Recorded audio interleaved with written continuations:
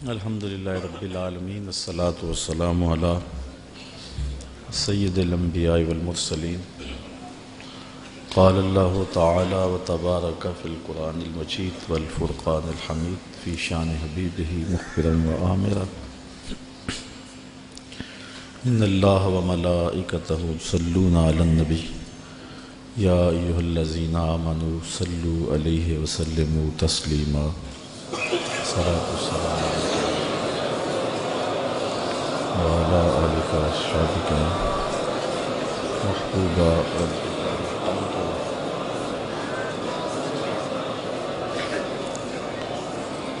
حمد و ثنا کے بعد عالی مرتبت علماء کرام، مبلغین، سامعین، سامعات، السلام علیکم ورحمۃ اللہ وبرکاتہ۔ آج 10 محرم الحرام ہے اور یہ دن حضرت امام حسین رضی اللہ تعالی عنہ کی یادیں لے کر طلوع ہوتا ہے۔ ویسے تو ہر دن امام حسین کا دن ہے، لیکن 10 محرم الحرام کو ایک خاص نسبت ہم سے صدیاں قبل دوپہر کے وقت عظیمت کی جو داستاں انہوں نے رقم کی تھی، آج اہل ایمان کائنات کے گوشے گوشے میں ان کو خراج پیش کر رہے ہیں۔ اتنے آنسو کسی کے لیے نہیں بہے جتنے امام حسین کے لیے بہے، اور اتنی آہیں اور سسکیاں کسی کی محبت میں نہیں ہوئیں جتنی حضرت امام حسین رضی اللہ تعالی عنہ کے لیے ہوئیں۔ صدیاں اداس ہیں حضرت امام حسین کے لیے۔ نواسہ رسول نے عظیمت کی جو داستاں رقم کی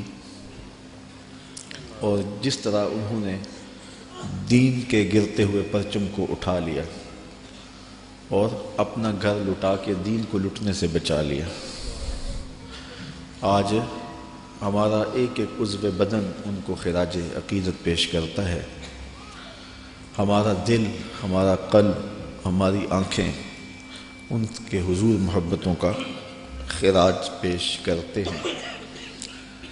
علماء سے آپ نے اس عنوان سے بہت ساری باتیں سنی اور محبتوں کے نغمے بھی چھڑے رہے، کربلا کی یاد بھی تازہ ہوتی رہی اور زخموں سے خون بھی بہتا رہا اور آنکھیں آنسوں کے خراج بھی دیتی رہیں۔ یہ ان کے ساتھ محبت کا ایک ثبوت ہے۔ حضرت امام حسین رضی اللہ تعالی عنہ کی سیرت، آپ کا انداز معاشرت، آپ کی زندگی اور آپ کی یہ عظیم قربانی ہم سے اس چیز کو طلب کرتے ہیں کہ ہم ان کے اسوہ کو اپنائیں۔ چونکہ وقت بہت تھوڑا ہے، میں 2-4 باتیں جو حضرت امام حسین کی زندگی سے ہم روشنی لے کر کے اپنی زندگیوں میں ڈال سکتے ہیں۔ رضائے الہی کا حصول یہ امام کا مطمع نظر تھا، اور اس کے لیے ان کی زندگی کی ایک ایک ساتھ گزرتی ہے۔ اللہ کی رضا کے لیے، اس کی قربت کے لیے اپنی جان قربان کر دینا اور اپنا سب کچھ لٹا دینا، یہ بندگی کی معراج ہے۔ شہادت کو شہادت اس لیے کہتے ہیں کہ شہید اپنے خون سے سچائی کی گواہی دیتا ہے، اللہ کی توحید کی، اس کے دین کی گواہی دیتا ہے، اور یہ بہت اونچا منصب ہے۔ حضرت امام حسین رضی اللہ تعالی عنہ کو پہلے سے یہ معلوم تھا کہ وہ شہید کر دیے جائیں گے۔ آپ کے پورے خاندان کو اس بات کا علم تھا، حضور کی زبان سے یہ بات خاندان میں پہنچی تھی، لیکن کسی ایک نے بھی آ کے حضور سے نہیں کہا کہ حضور دعا کر دیں یہ مصیبت ٹل جائے اور کربلا میں جو مشکلات آنے والی ہیں جن کی خبر دی جا رہی ہے وہ مشکلات ان پر نہ آئیں۔ آپ تاریخ پڑھ لیں، یہ نہ حضرت سیدہ فاطمہ نے کہا ہے، نہ مولا کائنات نے آ کے عرض کی ہے، نہ خود امام حسین رضی اللہ تعالی عنہ نے حضور کی بارگاہ میں کہا ہے، نہ حضور نے کہا ہے کہ مالک حسین سے شہادت ٹال دے، بلکہ حضور کے ہاتھ اٹھتے ہیں تو دعا یہ نکلتی ہے، اللہم آت الحسین صبرا و اجرا، اے اللہ میرے بیٹے حسین کو صبر بھی بخش دے، اجر بھی بخش دے۔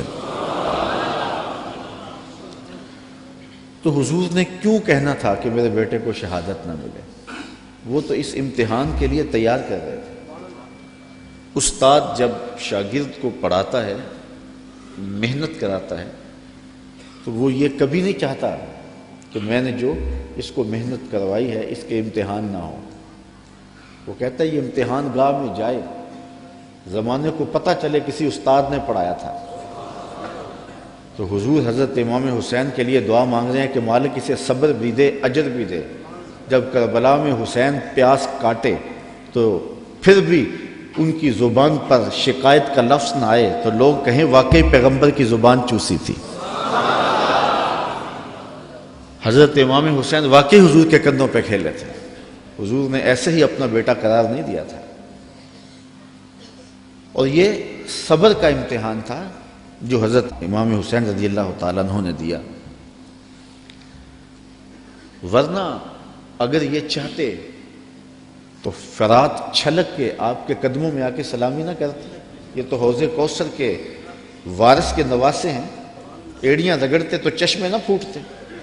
یہ تو رب کی تقدیر کو مانے بیٹھے تھے، یہ تو اس امتحان میں کامیابی کے لیے دعا گو تھے کہ مالک ہمیں استقامت نصیب کرو۔ امام زہری کہتے ہیں کہ جب مروان کے زمانے میں حضرت امام زین العابدین کو دوبارہ گرفتار کیا گیا اور بیڑیاں پہنائی گئیں، سب سے زیادہ دکھ حضرت امام زین العابدین نے دیکھے، کھلی آنکھوں سے یہ منظر کربلا کا سارا انہوں نے دیکھا ہے۔ کہتے ہیں واقعہ کربلا کے بعد امام زین العابدین کبھی بھی ہنسے نہیں تھے اور کبھی ٹھنڈا پانی بھی نہیں پیا تھا۔ شاید پانی پینے لگتے ہوں گے تو سکینہ کی پیاس یاد آتی ہوگی۔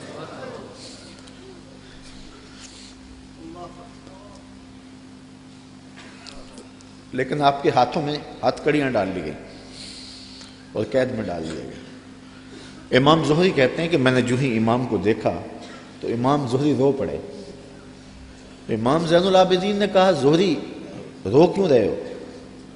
میں نے کہا حضرت آپ کے ان ہاتھوں میں ہاتھ کڑیاں ہیں، پیغمبر زادے ہو، دنیا کو دین دیا ہے، اور آج آپ کے ہاتھ میں ہاتھ کڑیاں ہیں۔ بے مروت بے وفا تیرا بھی کیا افسانہ ہے، جس نے اپنی ہی شمع کو گل کیا تو وہ پروانہ ہے۔ تو کہا یہ لوگ کتنے ظالم ہیں جنہوں نے آپ کے ہاتھوں میں ہتھ کڑیاں ڈالی۔ اور امام زہری کا دل پھٹتا جا رہا ہے۔ امام زین العابدین فرمانے لگے زہری پریشان ہونے کی ضرورت نہیں، ہم تو اس کی تقدیر کے اوپر راضی ہیں، ورنہ یہ زنجیریں کیا ہیں، آپ نے جھٹکا دیا زنجیریں ٹوٹ گئیں۔ کہا یہ ہمارے لیے نہیں ہے۔ تو یہ کربلا کی مشکلیں ٹل جاتی ہیں اگر حضرت امام چاہتے، لیکن انہوں نے تو مشکل کو سہ کے اور قربانیاں دے کے عظیمت کی داستان رقم کرنی تھی، اور وہ زمانے نے دیکھا۔ تو حضرت امام حسین رضی اللہ تعالی عنہ کی سیرت سے یہ چیز سیکھی جا سکتی ہے کہ ہم اپنے آپ کو قربانی کے لیے تیار کریں اور اپنے فکر کی، اپنی سوچ کی پرورش اس طرح کریں کہ کبھی مشکل وقت میں کھڑا ہونے کا مرحلہ آ پہنچے تو پھر ہمارے قدم ڈگمگائے نہ، پھر ہمارے پاؤں میں لرزش نہ آ جائے، ہمارے زوردار نعرے اور ہمارے پرجوش خطاب، ہماری خطابت کے تن تنے اور ہمارے فلسفے وہاں دم نہ توڑ جائیں جہاں کھڑے ہونے کا وقت تھا۔ یہ ناداں سجدے میں گر گئے جب وقت قیام آیا۔ تو ہم نے اپنی پرورش حضرت امام حسین رضی اللہ تعالی عنہ کی اس فکر کی روشنی میں کرنی ہے، تاکہ اگر کوئی ایسا وقت آن پہنچے تو پھر ہمارے قدم اکھڑنے نہ پائیں۔ حضرت امام حسین رضی اللہ تعالی عنہ نے یزید کی بیعت سے انکار کیا، اور اس میں ہمارے لیے سیکھنے کی یہ بات ہے کہ ہم کبھی بھی کسی ظالم کے ہاتھ پہ بیعت نہ کریں۔ یہ جو مصلی کی امامت ہے، میں اپنے اس جملوں پہ آپ کی توجہ چاہوں گا۔ یہ جو مصلی کی امامت ہے، یہ امامت صغرا ہے، چھوٹی امامت ہے، اور یہ تخت و تاج کی امامت جو ہے یہ امامت کبریٰ ہے، بڑی امامت ہے۔ ہم چھوٹی امامت کے بارے میں تو اتنے حساس ہیں کہ اگر کسی کے پاؤں کی انگلیاں بھی اٹھ جائیں تو ہم اس کے پیچھے کہتے نماز نہیں ہوگی۔ اگر کسی شخص کی داڑھی کا سائز چھوٹا ہو تو ہم اس پہ احتیاط کرتے ہیں کہ اس کے پیچھے نماز واجب الاعادہ ہے۔ تو یہاں تو داڑھی کا سائز اور انگلیوں کا لگنا اور اٹھنا بھی دیکھتے ہیں کہ نماز ہے، تو امامت صغرا میں ہماری یہ احتیاط ہے، اور جہاں امامت کبریٰ کا معاملہ آئے وہاں آنکھیں بند کر کے بیٹھ جائیں۔ تو ہمیں سوچنا ہوگا، حضرت امام حسین رضی اللہ تعالی عنہ نے فرمایا تھا وَمِثْلُنَا لَا يُبَايِعُ، یہ نہیں کہا تھا کہ میں یزید کی بیعت نہیں کرتا، کہا میرے جیسا شخص یزید کی بیعت کر کیسے سکتا ہے۔ یزید فاسق مولن تھا، یزید شراب پیتا تھا، مسلمانوں کا قاتل تھا، فاجر تھا، اور امام حسین رضی اللہ تعالی عنہ کی پرورش آغوش نبوت میں ہوئی تھی۔ تو یزید کے ناپاک ہاتھ میں امام کا ہاتھ کیسے آ سکتا تھا؟ اور ابھی حضرت کہہ رہے تھے کہ لوگ سر بچانے کے لیے ہاتھ دے دیتے ہیں، اور امام نے ہاتھ بچانے کے لیے سر دے دیا۔ اور تاریخ کربلا کی پڑھیں، آپ کو نیزوں کے اوپر سر نظر آئیں گے، آپ کو گھوڑوں کی ٹاپوں پہ روندے جانے والے لاشوں کا تذکرہ ملے گا، لیکن امام کے ہاتھوں کا ذکر آپ کو کہیں نہیں ملے گا۔ امام کا سر نیزے کی نوک پہ تھا، لاشیں گھوڑوں نے رون دیے، امام کے ہاتھ کدھر گئے؟ شاید قدرت نے اٹھا لیے ہوں کہ کوئی یزیدی امام کا کٹا ہوا ہاتھ نہ اٹھا لے، اور پھر یزید اس ہاتھ کو اپنے ہاتھ میں ڈال کر کے کہے چلو اس طرح ہی صحیح، امام کا ہاتھ تو میرے ہاتھ میں آ گیا۔ امام کی عظمت کا پہرا رب نے دیا، اور ان کی آبرو کا پہرا رب نے دیا۔ امام حسین کا کٹا ہوا ہاتھ بھی یزید کے ہاتھ میں نہیں آیا۔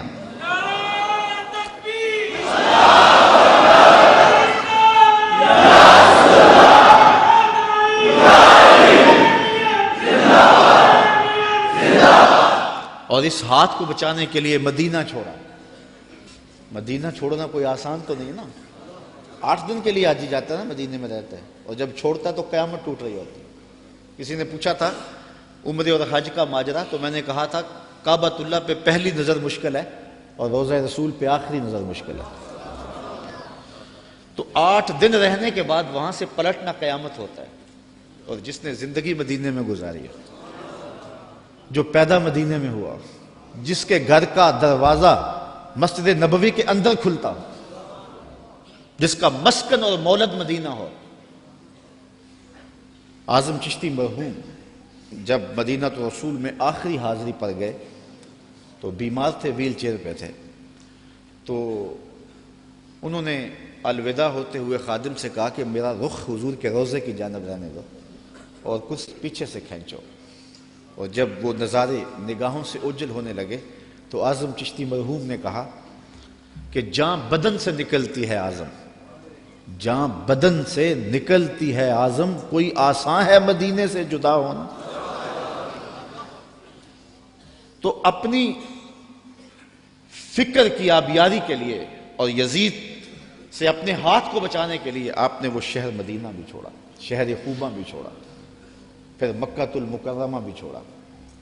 8 ذی الحج کو مکہ المکرمہ چھوڑا، تاریخ پڑھیں آپ، اور منا میں 8 ذی الحج کو لوگ جمع ہو رہے ہیں، اے تماشا گاہے عالم روئے تو کجا بہرے تماشا می روی۔ اب یہاں مجھے اقبال یاد آئے، مدعاش سلطنت بوتے اگر خود نہ کر دے وا چنی ساما سفر۔ اقبال کہتے ہیں کہ اگر حضرت امام حسین رضی اللہ تعالیٰ عنہ کا مدعا سلطنت کا حصول ہوتا تو اتنے تھوڑے لوگوں کے ساتھ آپ کبھی بھی سفر نہ کریں۔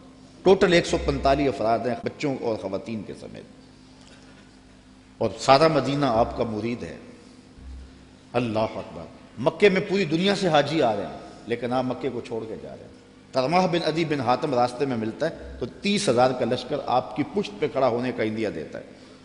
آپ فرماتے ہیں مجھے یہ بھی قبول نہیں ہے۔ یزید کا مکروہ چہرہ بے نقاب کرنے جا رہے تھے اور اس شہادت کو چومنے جا رہے تھے جس کی بشارت رسول اللہ نے دی ہوئی تھی، اور پھر بڑھتے گئے اور اٹھنے والے قدم حضرت امام کے پیچھے نہیں ہٹے، اور قیامت تک لوگوں کو درس اور سبق دے گئے کہ حق کے لیے جان کا نذرانہ پیش کرنا پڑے تو یہ سودا سستا ہے۔ آج دین کی قدریں پامال ہوں اور ہم ڈھب سے بات بھی نہ کر سکیں تو میں پوچھتا ہوں کیا حجرہ فاطمہ سے بڑی بھی کوئی خانقاہ ہو سکتی ہے؟ کیا حسین ابن علی سے بڑا بھی کوئی سجادہ نشین ہو سکتا ہے؟ تو جب انہوں نے حق کے لیے اپنا سب کچھ لٹا دیا تو مجھے اور آپ کو اپنی زندگی کی ایک ایک ساتھ کو دین کے لیے پیش کر دینا ہوگا۔ حضرت امام حسین سے سیکھا جا سکتا ہے صبر اور استقامت کا سلیقہ کہ انہوں نے کس طرح صبر کا امتحان دیا۔ 57-58 سال کی عمر کا شخص ہو اور اس کو یہاں سے چل کے باہر وضو خانوں تک 3 سے 4 مرتبہ جانا پڑے تو سانس پھول جائے گی، اور حضرت امام حسین ایک بار نہیں گئے، 71 بار لاشیں لینے گئے، 71 مرتبہ لاشیں لینے گئے ہیں، اور لاشیں بھی بیگانوں کی نہیں ہیں، اپنے بیٹوں کی۔ جوان بیٹے کی لاش اٹھانا تماشا لبے بام نہیں ہے۔ کسی کا جوان بیٹا فوت ہو جائے، سارے گھر والے دلاسا دے رہے ہوتے ہیں تو باپ اور ماں سنبھلتے نہیں ہیں۔ ایسے مناظر آپ روز دیکھتے ہیں۔ جنازہ اٹھتا ہے تو 10 آدمی تھام کے لے جا رہے ہوتے ہیں۔ یہ کون ہے؟ کہا اسی کے جوان کی لاش جا رہی ہے۔ جوان بیٹے کی لاش ہو، 10 آدمی سنبھالا دے رہے ہوں اور باپ پھر بھی نہیں سنبھلتا، موت بھی تبھی ہوتی ہے۔ میں سلام پیش نہ کروں اس حسین پر جو جوان علی اکبر کی لاش کو کندھوں پہ اٹھا کے خیموں تک لاتا ہے اور پھر بھی ہاتھ اٹھا کے کہتا ہے مالک حسین کی یہ قربانی بھی قبول فرما۔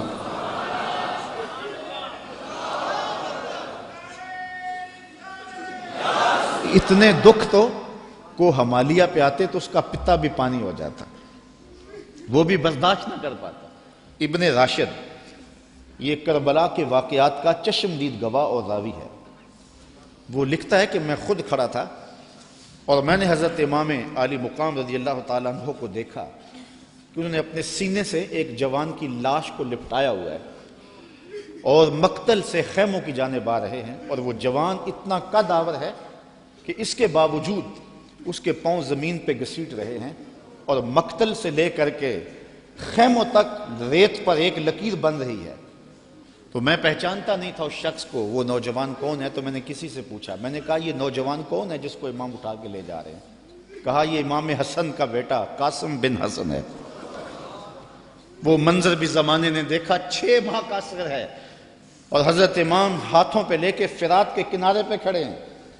یہ تمام حجت تھی، پانی کے محتاج نہیں تھے، کوثر چھلک کے قدموں میں سلامی دینے آتا۔ حسین ابن علی کے نام پر تو پانی رکتا ہی نہیں ہے۔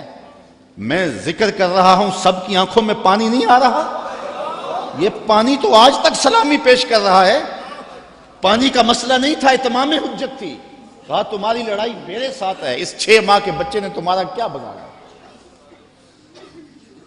تو پھر کیا ہوتا ہے؟ پانی نہیں ملتا، 2 شاخہ تیر ملتا ہے۔ 6 ماہ کے بچے کا حلق تیر کاٹ جائے، وہ حلق پہ تیر نہیں لگتا، باپ کا کلیجہ کٹتا ہے، لیکن خون ہاتھوں میں لے کے آسمان کی طرف اچھال کے بولتے ہیں مالک حسین کی یہ ننھی قربانی بھی قبول فرما۔ 71 لاشیں لائن میں پڑے ہوئے۔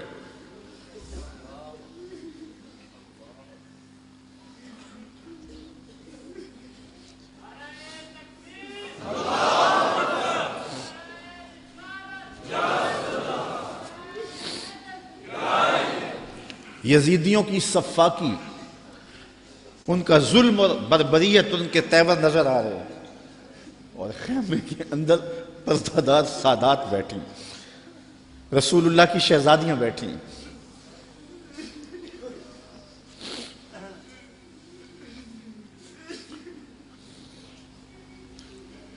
ان کا کیا دکھ ہوگا جو امام کے کلیجے میں ہوگا۔ اور وہ شہزادیاں یہ ہیں، کسی کا باہر بیٹا لیٹا ہوا ہے، ان کے بھتیجے اور بھانجے باہر لیٹے ہوئے، ان کو تلقین کرتے ہیں کہ صبر کا دامن نہیں چھوڑنا، اور امام گھوڑے کی زین پہ سوار ہوتے ہیں۔ بانک پن ایسا ہے جس ڈھب سے کوئی مقتل میں گیا وہ شان سلامت رہتی۔ زمانے نے دیکھا 71 لاشیں اٹھا کے خیموں تک لانے والا حسین جب گھوڑے پہ آتا ہے تو اشقیاء کی صف میں کھلبلی مچ جاتی ہے، آواز آ رہی ہے یہ کون ذی وقار ہے، بلا کا شاہ سوار ہے، لباس ہے پھٹا ہوا غبار سے اٹا ہوا، تمام جسم نازنی چھدا ہوا کٹا ہوا، پھر بھی ہے ڈٹا ہوا، یہ نبی کا نور عین ہے، یہ بال یقین حسین ہے۔ اللہ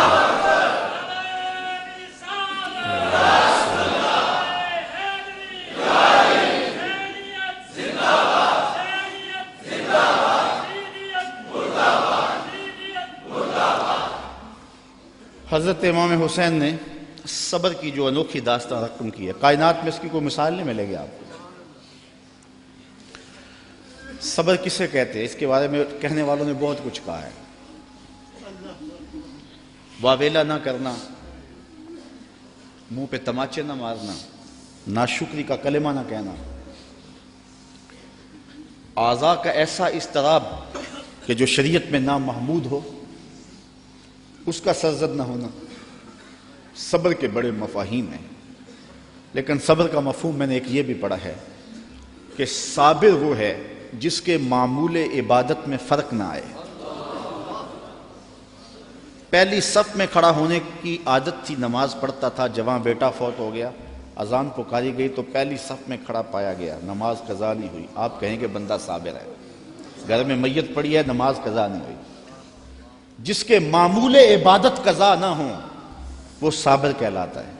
صبح اٹھ کے قرآن پڑھنے کی عادت تھی، گھر میں میت پڑی ہے، چلو دوپہر کو تدفین ہونی ہے، نماز پڑھی تو تلاوت آج بھی چھوڑی نہیں ہے، ہم کہیں کہ بندہ صابر ہے۔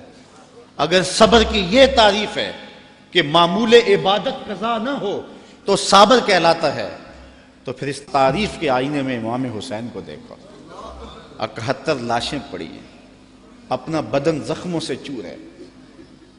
محتاط روایت یہ ہے کہ آپ کا جب پیراہن اتارا گیا تو 113 تیر، 33 زخم تلواروں کے تھے اور 34 گھاؤ نیزوں کے تھے، کچھ نیزے بدن میں ٹوٹ گئے تھے، اور گھوڑے کی زین سے فرش زمین پہ آئے۔ صابر ایسا ہے کہ عبادت کا وقت آ گیا، سجدہ قضا نہیں ہونے دیا۔ ایسا صابر ہے کہ سجدہ قضا نہیں ہونے دیا، آتے ہی پیشانی سجدے میں رکھ لی، اللہم رضن بقضائک و صبرن علی بلائک تسلیما لامرک، اے اللہ سب کچھ کٹا کے، اور بچوں کی لاشیں پڑی ہیں، حسین کے لخت لخت سے خون بہ رہا ہے، لیکن حسین پھر بھی حاضر ہو گیا تیرے امر کو تسلیم کرتے ہوئے اور آنے والی مشکلوں پر صبر کرتے ہوئے، اور حسین تیرے حکم پہ راضی ہے، تو بھی بتا تو بھی حسین پہ راضی ہوا ہے یا کہ نہیں ہوا؟ آواز آ رہی ہے، اس نواسے پر محمد مصطفیٰ کو ناز ہے، اس پیاسے پر علی شیر خدا کو ناز ہے، اوروں نے بھی سجدے کیے پر اس کا عجب انداز ہے، اس نے وہ سجدہ کیا جس پر خدا کو ناز ہے۔ عابد ایسا کہ معمول عبادت قضا نہیں ہوا، سجدہ قضا نہیں ہوا۔ اب آپ جانتے ہیں کہ امام حسین کا سر جو تھا سجدے میں جھکا ہوا تھا کہ دست قاتل نے سر انور کاٹ لیا، اور پھر سر انور کو کاٹ کے نیزے کی نوک پہ چڑھا دیا۔ یزیدیوں نے اس لیے کیا کہ اپنے لشکر کو تسلی دیں کہ ہم کامیاب اور کامران ہوئے ہیں، دیکھو سر حسین کٹ کے نیزے کی نوک پہ چڑھ گیا۔ تو جب انہوں نے نیزے کی نوک پہ سر حسین چڑھایا تو لشکر یزید سے آواز آئی، یہ کیسا سر ہے جو کٹ کے بھی سر بلند ہے؟ اس کی سر بلندی اب بھی نہیں گئی، اب بھی یہ اونچا ہے۔ اور جب سر انور نیزے کی نوک پہ چڑھایا گیا تو اس انداز سے چڑھایا گیا کہ کٹی ہوئی گردن کا رخ آسمان کی طرف اور سر انور کا رخ زمین کی طرف۔ تو کسی شاعر نے تخیل باندھا، بآنکھ سر نیزے پہ اور سوئے زمیں ہے روح، یعنی سجدہ ثانی کی ہے آرزو۔ رکعت میں 2 سجدے ہوتے ہیں، ابھی ایک ہوا تھا کہ سر کاٹ لیا گیا، حسین کی پیشانی میں دوسرے سجدے کی آرزو مچل رہی ہے۔ صابر ایسا کہ معمول عبادت قضا نہیں ہوا، اور پھر تلاوت بھی قضا نہیں ہونے دی۔ حسین کا سر نیزے کی نوک پہ ہے، لبوں پہ قرآن جاری ہے، چونکہ حسین کو لوریاں ہی قرآن کی ملی تھی۔ تو حسین ابن علی رضی اللہ تعالی عنہ سے صبر سیکھا جاتا ہے، استقامت سیکھی جا سکتی ہے، اور اپنی زندگی میں اس کا چراغاں کیا جا سکتا ہے۔ بہت ساری چیزیں سیکھنے کی ہیں اس خاندان سے، رواداری اور خودداری بھی سیکھی جا سکتی ہے۔ جب یہ لشکر حضرت امام حسین رضی اللہ تعالیٰ عنہ کو شہید کر دیتا ہے، اور آپ کے لاشوں کے اوپر گھوڑے دوڑائے جاتے ہیں، اور ہوائیں مٹی ان کے اوپر اڑا دیتی ہیں، اور پھر وہاں سے شہیدوں کے سر نیزوں پہ چڑھا کے کوفہ اور کوفہ سے دمشق لے جایا جاتا ہے، تو یزید پوچھتا ہے اپنے خاص لوگوں سے کہ اس راستے کے اندر تم نے ان کی کیفیت کیا دیکھی؟ یزید بدبخت کے دل میں یہ تھا کہ میں اب بھی فاتح بن جاؤں، امام زین العابدین ڈر کے گھبرا کے ان مشکلات سے میری بیعت کر لیں، کیونکہ اگر امام زین العابدین بیعت کر لیتے تو کربلا کی ساری داستان زیرو ہو جاتی، اور وہ یہ کرنا چاہ رہا تھا، لیکن زین العابدین کی رگوں میں بھی تو خون حسین تھا، تو بڑے دکھ دیے۔ آدمی حیران ہو جاتا ہے کہ کس طرح انہوں نے گھوڑوں کے اوپر سوار کرا کے اطرت پیغمبر کو بازاروں میں پھرایا، اور پھر ان کے سر نیزوں کی نوک پہ چڑھے ہوئے تھے، لیکن دربار یزید میں جب پہنچے تو یزید نے اپنے خاص لوگوں سے پوچھا کہ کیا ان کی اب حالت ہے؟ لاشیں کٹ کے وہاں پڑے ہوئے ہیں، سر یہ ہیں، تو اب تو دب گئے ہوں گے۔ تو جو اس نے جواب دیا، اس سے اس خاندان کی خودداری اور غیرت دیکھو۔ اس کے معتمد خاص نے کہا کہ ہم کربل سے یہاں تک پہنچے ہیں، اور ہم نے بہت دکھ بھی دیے ہیں، ان کو ذہنی اذیتیں بھی دی ہیں، بعض جگہوں کے اوپر ان کے اوپر پتھراؤ بھی ہوا ہے، لیکن لگتا یہ رہا ہے کہ فاتح یہ ہیں اور ہم مفتو ہیں۔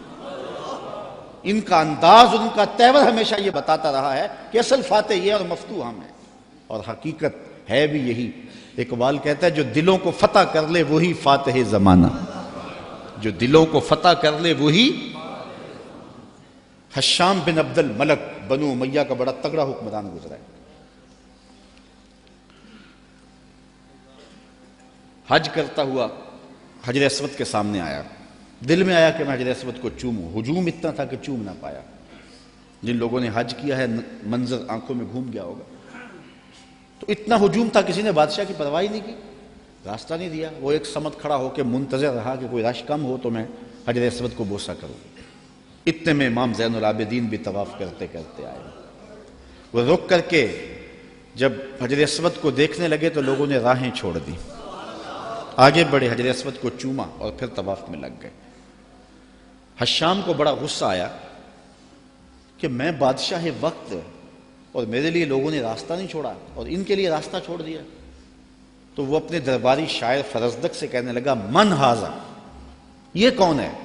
حالانکہ وہ جانتا تھا یہ امام زین العابدین، لیکن اس نے تحقیر کرنے کے لیے تجاہل عارفانہ برتتے ہوئے کہا من ہاذا، اے کون ہے؟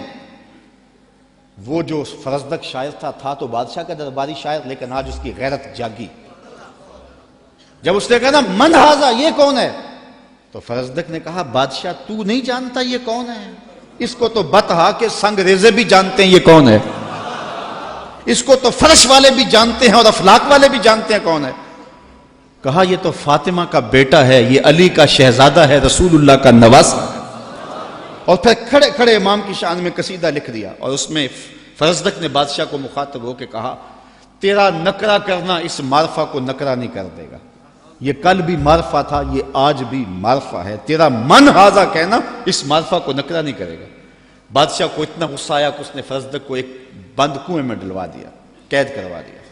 امام کو پتہ چلا تو انہوں نے اشرفیوں کی ایک تھیلی بطور جو ہے وہ محبت فرزدق کے پاس بھیجی، اس نے چوم کے آنکھوں سے لگائی اور خادم کے ہاتھ میں واپس کرتے ہوئے کہا کہ امام سے کہنا، میرا سلام دینا، کہنا ان ٹگوں کے لیے بادشاہوں کی نوکری کی ہے ساری زندگی، اور یہ جو میں نے قصیدہ لکھا ہے پیسوں کے لیے نہیں کیا، اشرفیوں کے لیے نہیں لکھا، آپ کے نانے کی شفاعت کے لیے لکھا ہے۔ جو دلوں کو فتح کر لے وہی فاتح زمانہ۔ آپ پورا شہر ڈھونڈ لیں، آپ کو شمر نام کا شخص نہیں ملے گا، آپ کو خولی نام کا شخص نہیں ملے گا، آپ کو ابن زیاد نام کا شخص نہیں ملے گا، آپ کو یزید نام کا شخص نہیں ملے گا۔ اور اگر آپ ڈھونڈنے نکلے، دور کیا جانا، اسی محفل سے ڈھونڈ لے، ہزاروں علی کے نام کے ہوں گے، ہزاروں حسین کے نام کے ہوں گے، شبیر کے نام کے ہوں گے، اور کتنی تجھے محبتیں اے فراز چاہیے، ماؤں نے تیرے نام پہ بچوں کے نام رکھ دیے۔ جو دلوں کو فتح کر لے وہی فاتح زمانہ۔ تو حضرت امام حسین رضی اللہ تعالی عنہ کے خانوادے کا جو ترہ ہے اور خودداری کا جو انداز ہے وہ دیکھنے کو ملا، اور کربلا سے لے کر کے مدینے تک یہ منظر ہر جگہ پہ دکھائی دیا۔ حضرت امام حسین کو کربلا میں دیکھیں یا ان کے خاندان کو کوفے کے بازاروں میں دیکھیں یا دمشق کے بازاروں میں یا دربار یزید میں دیکھیں، آپ دیکھیں گے کہ باوجود کہ یہ مظلوم ہیں، باوجود کہ ظلم و جبر کی انتہا کر دی گئی، لیکن انہوں نے اس کے جواب کے اندر کوئی شخصی وار نہیں کیا ہے۔ سارے کربلا کے واقعات کو پڑھتے جائیں، بلکہ اس واقعہ کو سمجھنے کے لیے صرف ایک واقعہ، اللہ نے مختار سقفی سے یہ کام لیا کہ اس نے قاتلان حسین کو چن چن کے مارا۔ مالک اشتر کی قیادت میں فرات کے کنارے ابن زیاد کے لشکر سے لڑائی تھی، اللہ نے مالک اشتر کو فتح دی اور یزیدی بھاگ کھڑے ہوئے، کچھ قتل کر دیے گئے، کچھ بھاگ گئے، کچھ پکڑ لیے گئے۔ ابن زیاد بھی بھاگ کر کے ایک سمت رخ کر جاتا ہے کہ میں ان لوگوں کی دست برد سے دور ہو جاؤں، اور اپنے گھوڑے کو ایڑ لگائی اور تیزی سے سرپٹ گھوڑا دوڑا رہا ہے۔ ادھر پیاس کی شدت ہے، زبان کانٹا ہو گئی، حل خشک ہو گیا۔ صحرا کے اندر لگا ہوئے خیمہ دکھائی دیا، سوچا کہ اس خیمے والے سے جلدی سے رک کر کے پانی کے 2 گھونٹ لے لوں اور پھر آگے بڑھ جاؤں گا۔ گھوڑے سے اترا، خیمے کا پردہ سرکایا، دیکھا کہ امام زین العابدین عبادت کر رہے ہیں۔ امام زین العابدین کبھی مدینہ سے باہر نکل کے صحراؤں میں خیمہ گاڑ لیتے، مہینہ مہینہ گزارتے۔ یہ کسی ایسی جگہ پہ خیمہ گاڑے عبادت میں مصروف تھے، قرآن کی تلاوت کر رہے تھے۔ اس نے سرکایا پردہ تو دیکھا امام ہے، غیرت ہوتی تو ایک پانی کا گھونٹ بھی نہ مانگتا، لیکن مرتا تھا کیا کرتا۔ اس نے کہا حضرت مجھے پانی دیجیے۔ امام نے نظر اٹھا کے دیکھا، پھر دونوں ہاتھوں سے پیالہ بھرا اور ابن زیاد کو دیا۔ اس نے پانی پیا، پیاس زیادہ تھی، کہا حضرت اور دیجیے، آپ نے پھر دیا۔ اس نے پھر مانگا، آپ نے پھر دیا۔ سمجھا کہ امام نے مجھے پہچانا نہیں، اگر پہچان لیتے تو میرے منہ پہ تھپڑ مارتے، مجھے پانی نہ دیتے، میں نے جو ان کے خاندان کے ساتھ کربلا میں کیا تھا۔ تو کہنے لگا حضرت شاید آپ نے مجھے پہچانا نہیں۔ امام کی آنکھیں برسنے لگیں اور فوارے چھوٹ پڑے اشکوں کے، اور آپ نے فرمایا بدبخت تجھے نہیں پہچانتا جس نے میرا گھر اجاڑ کے رکھ دیا، 6 ماہ کے عسکر کو بھی پانی نہ دیا۔ تو کہا حضرت اگر آپ پہچان گئے ہیں مجھے تو پھر مجھے 3 پیالے لبالب بھر کے کیوں دیے ہیں؟ کہا جب ہم تمہارے گھر آئے تھے جو تم نے کیا یہ تمہارے خاندان کی ریت تھی، اور آج تم ہمارے گھر آئے ہو جو میں کر رہا ہوں یہ میرے خاندان کی ریت ہے۔ نصیب اپنا اپنا، مقام اپنا اپنا، کیے جاؤ میں خارو کام اپنا اپنا۔ تو حضرت امام حسین رضی اللہ تعالی عنہ کے خاندان سے یہ سیکھنے والی چیزیں ہیں جس کو ہم اپنی زندگیوں میں داخل کر کے اپنی زندگیوں میں چراغاں کر سکتے ہیں۔ حضرت امام حسین رضی اللہ تعالی عنہ کا نام کل بھی روشن تھا، آپ کا نام آج بھی روشن ہے۔ یزید مر گیا،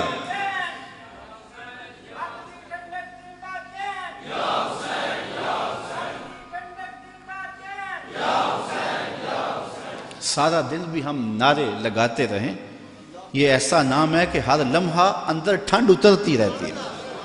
میں کہتا ہوں آج کوئی ہے جو یزید کا نام لیتا؟ یزیدی ہیں، گلی گلی یزید آج بھی موجود ہے، مختلف روپوں کے اندر یزید ہے، لیکن یزید کو اس قدر امام نے بے نقاب کر دیا کہ آج یزیدی بھی یزید کا نام نہیں لے سکتے۔ اگر کوئی یزید کا نام لیتا بھی ہے تو سر جھکا کے لیتا ہے، دائیں بائیں دیکھ کے لیتا ہے، نام لینے سے پہلے شرمندہ، نام لیتے ہوئے شرمندہ، نام لینے کے بعد شرمندہ۔ میں کہتا ہوں کیسا ہے تمہارا لیڈر جس کا نام لیتے تمہیں شرم آتی ہے، اور ہمارے لبوں پہ جب نام حسین آتا ہے سر فخر سے بلند ہو جاتا ہے۔ فخر کا دل میں دریچہ باز کرنا چاہیے، فخر کا دل میں دریچہ باز کرنا چاہیے، جن کا تو آقا ہے ان کو ناز کرنا چاہیے۔ اے حسین ابن علی تم پر سلام، نازش آل نبی تم پر سلام، تم پہ لاکھوں رحمتیں لاکھوں سلام، اے شہیدان محبت کے امام۔ لالا گوں لالا بدن لالا کفن، اے چمن اندر چمن، زندگی ہی زندگی تیری حیات، اے حیات اندر حیات، افتخار ملت بیضا ہے تو، رب کعبہ کی قسم یکتا ہے تو۔ فخر کا دل میں دریچہ باز کرنا چاہیے، جن کا تو آقا ہے ان کو ناز۔ یہ اجتماع ناز کرنے کے لیے، ہم آ حسین والے نہیں ہیں، ہم واہ حسین والے ہیں۔ اتنے زخم تو کو ہمالیہ کے کلیجے پہ لگے تو اس کا بھی پتا پانی ہو جائے، لیکن حسین پھر بھی حق کالم لیے کھڑا ہے، پھر بھی عظیمت کی داستان رقم کر رہا ہے۔ یہ حسین ابن علی ہے، آج ان کی روح کو خراج پیش کر رہے ہیں، محبتوں کے آنسو بھی بہے، ان کے نام کے نعرے بھی لگائے، ان کے فکر ان کے مشن کو بھی سنا، ان کے مناقب بھی روحوں میں اترے، اس عظیم کام کو خراج بھی پیش کیا گیا۔ آؤ آج کے اس اجتماع میں عزم کر کے اٹھیں کہ ہم نقوش امام کو خضر راہ بنائیں گے۔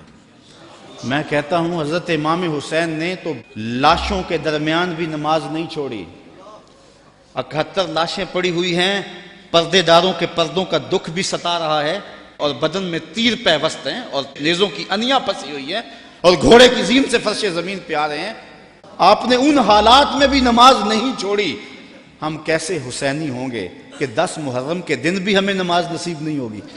اگر 10 محرم کے دن بھی ہم نماز نہیں پڑھیں گے اور نام حسین ابن علی کا لیں گے تو پھر حرف حرف اور لفظ لفظ منافقت ہوگی۔ آئیے ان کا نام لیتے ہیں تو ان کے نقوش پا کو بھی خضر راہ بناتے ہیں۔ میں ایک نعرہ لگوانا چاہتا ہوں، امام کے نام کا خود لگواؤں گا، لیکن نعرہ بانکپن سے ہو، اوپر نیچے باہر ہجوم محبت ہے، تو ذرا یزیدیوں کو پتہ چل جائے کہ امام کا نام آج بھی زندہ ہے، اور محبتوں کے یہ تیور نعرہ تکبیر۔ اللہ آپ کو سلامت رکھے۔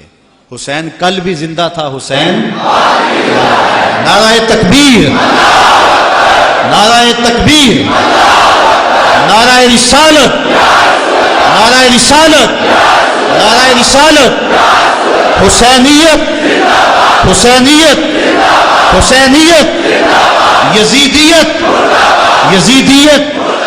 علامہ اقبال کا سارا فلسفہ نچوڑیں تو جو رس نکلتا ہے اس کا مصداق امام حسین بنتے ہیں۔ جوس کیا نکلتا ہے؟ کی محمد سے وفا تو نے تو ہم تیرے ہیں، یہ جہاں چیز ہے کیا لوح و قلم، پھر لوح بھی تیرے ہاتھ میں دے دیں گے، قلم بھی تجھے ہی پکڑا دیں گے، پھر تیری تقدیر کے فیصلے کسی اور جگہ نہیں ہوں گے، بلکہ خدا بندے سے خود پوچھے گا بتا تیری رضا کیا ہے۔